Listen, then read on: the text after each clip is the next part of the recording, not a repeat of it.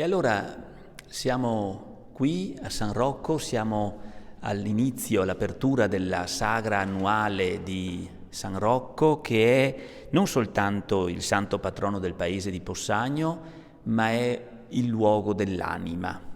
C'è un cuore profondo che pulsa su questo ambiente, su questa chiesa, sulla casa dell'eremita, sul campanile che è un ex voto contro il colera della metà dell'Ottocento.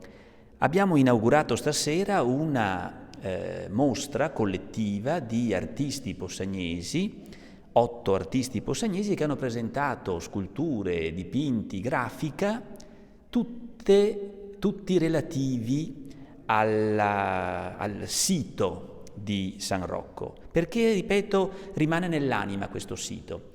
Abbiamo anche esposto per la prima volta, in occasione dell'80° anniversario del rastrellamento del Grappa, un plastico, un modello costruito da uno degli soldati inglesi che erano stati nascosti qui dalle custodi dei San Rocco, che erano le 2 sorelle Favero, Antonietta e Angelina.